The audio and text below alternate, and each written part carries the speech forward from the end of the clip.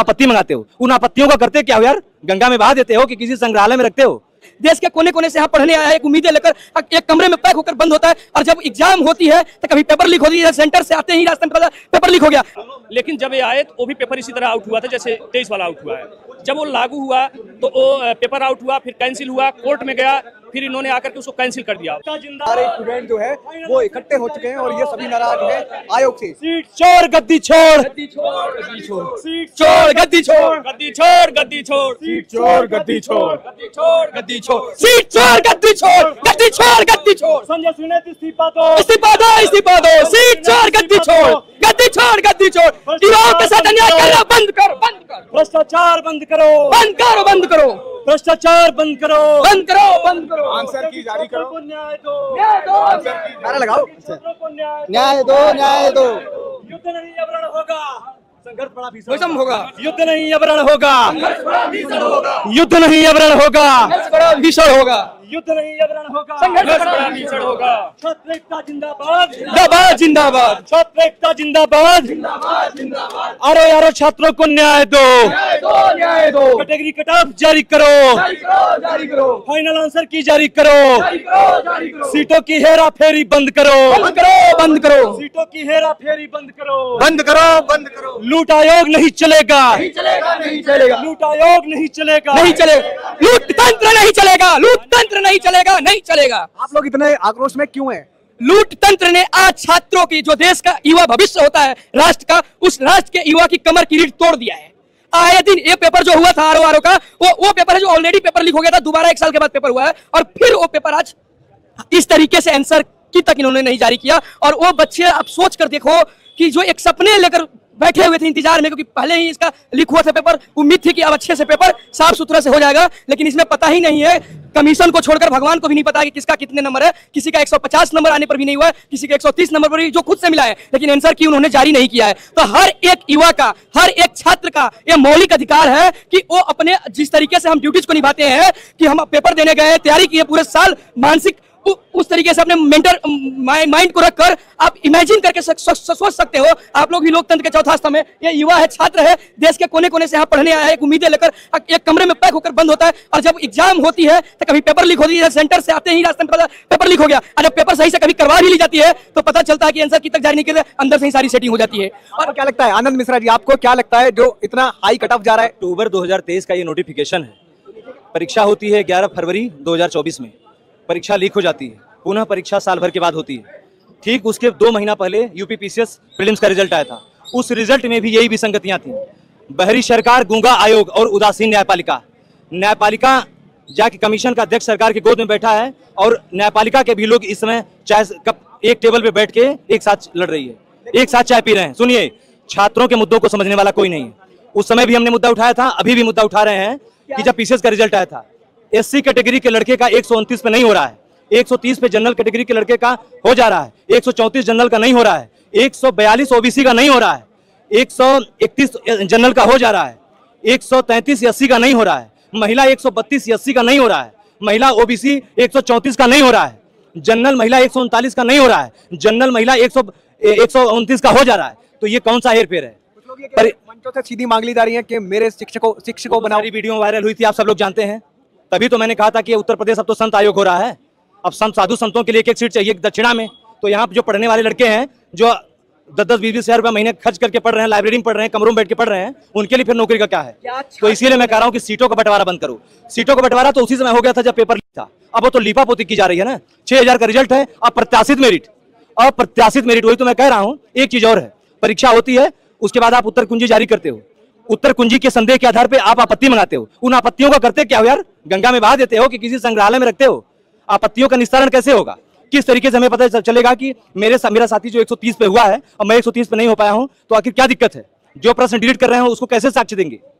किस तरीके से मुझे कैसे पता चलेगा कि मैं किन कारणों से बाहर हुआ? 1 साल के बाद आप बताओगे, तो 1 साल तक हम आपका वेट करें, और जिसका लास्ट अटेम्प्ट होगा वो कहां जाएगा? अभी कई हमारे भाई हैं जो चेहरा अपना दिखाने से थोड़ा शर्माते हैं, ये देख सकते हैं, साक्ष्य के तौर पे है, और इनका मैं OMR भी मेरे पास है।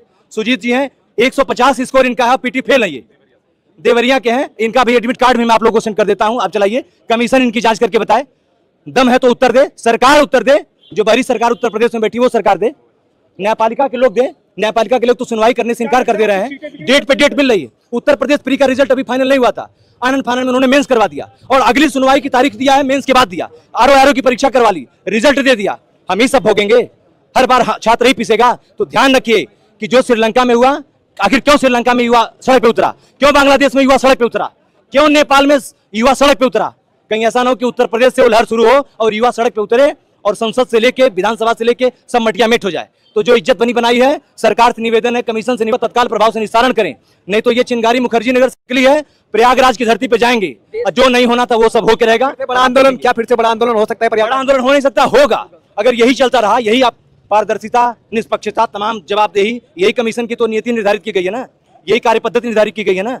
और अभी जो विसंगतियां चल रही हैं, जो लगातार अनियमितताएं बढ़ती जा रही हैं, उसका ये जो युवा शिकार हो रहा, क्या करें?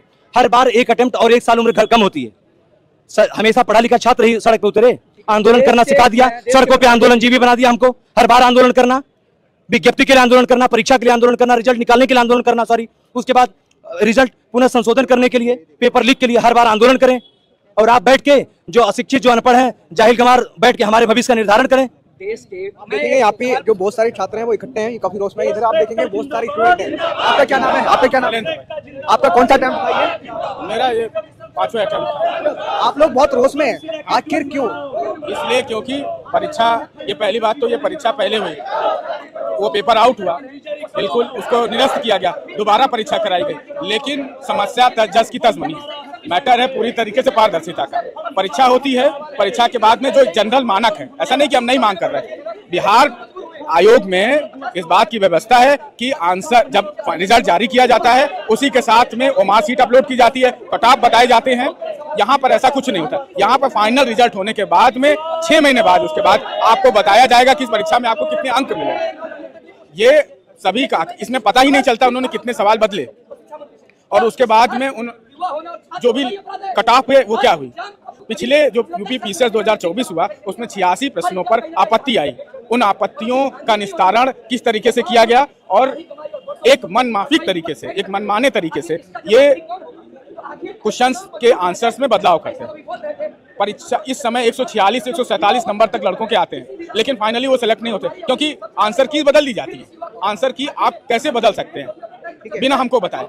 आप यहाँ पे देखेंगे कुछ और स्टूडेंट हैं। आपका क्या नाम है? मेरा नाम संदेश सिसोदिया है। आप ये बहुत सारी स्टूडेंट कह रहे हैं कि आयोग आंसर की जारी नहीं कर रहा है, इसलिए भी नाराजगी आप लोगों की। हाई कट ऑफ है इसलिए भी नाराजगी आप लोगों की। हाई कट ऑफ है नहीं, हाई कट ऑफ इसलिए गई है 135 वाले जो नंबर ला रहा है उसका नहीं हो रहा। पता ही नहीं है 6 कौन से क्वेश्चन डिलीट किए हैं, कौन से नहीं किए। बोल रहे हैं 6 क्वेश्चन डिलीट किए। अगर जो 6 क्वेश्चन डिलीट है पता तो चलना चाहिए बच्चे को कि री आंसर की दें, उसमें किसका डिलीट हुआ है किसका नहीं, और कौन सा क्वेश्चन डिलीट हुआ है पता ही नहीं चलता है। 135 वाले का नहीं हो रहा है, 130 वाले का हो रहा है, 140 वाले का नहीं हो रहा है, 135 वाले का हो रहा है। ये सब बच्चों की समस्या है। और वो बच्चे उम्मीद करके बैठे मेंस पढ़ रहे थे, क्योंकि जो पहले जो भी पेपर हुए उनमें ऐसा इतना नहीं हुआ कि बच्चे की पता है बच्चे को कितना कट ऑफ जाएगा, इतना एवरेज बच्चे लगातार पढ़ रहे हैं। आप देखेंगे बर्दवान वाल नेहरू भी आ रहे हैं और यहाँ पे आसपास में बहुत सारे स्टूडेंट जमा हो गए हैं और प्रयागराज में भी आज स्टूडेंट है, वहाँ पे भी कुछ मीटिंग वगैरह की। आइए कुछ और लोग हैं, मैं उनसे जानने की कोशिश करता हूँ। यहाँ पे हमें एक और सर मिले हैं। सर, आप तो खुद टीचिंग वगैरह करते हैं, बहुत सारी स्टूडेंट आपसे पढ़ते हैं ऑनलाइन ऑफलाइन। आपको क्या लगता है, सच में आयोग धांधलेबाजी कर रहा है जैसा छात्र आरोप लगा रहे हैं? बिल्कुल कर रहा है। देखो, अभी आयोग ने जो रिजल्ट जारी किया है इसमें समस्या इस बात की है कि भाई 135 वाले का हो रहा है, 140 वाला गायब है,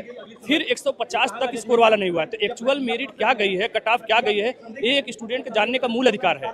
और भी आयोग है देश में, वो जब रिजल्ट जारी करते हैं तो श्रेणीवार कट ऑफ भी बता देते हैं। उसके बाद जो है फाइनल आंसर की जो आपने संशोधन किया है आपत्ति के बाद, उसको भी जारी करना बंद कर दिए हैं। पहले जारी होता था, लेकिन ये प्रभात कुमार अध्यक्ष जब आए हैं उसके बाद इन्होंने नया नियम लाया है और छात्रों के भविष्य के साथ इतना ज़्यादा खिलवाड़ किया गया है कि हजारों लोगों की जिंदगी इन लोगों ने बर्बाद कर दिया है। सरकार आई थी बीजेपी की, उस समय तो चलो सपा सरकार के समय में 2012 से 17 तक की सीबीआई जांच आपने करवाया, बहुत भ्रष्टाचार हुआ है। लेकिन 2017 के बाद जो ईमानदार प्रभात कुमार अध्यक्ष आए हैं, उन्होंने जैसे आरओ 2016 था, विज्ञापन में उसमें निगेटिव मार्किंग नहीं लागू था, लेकिन जब ये आए तो वो भी पेपर इसी तरह आउट हुआ था जैसे 23 वाला आउट हुआ है।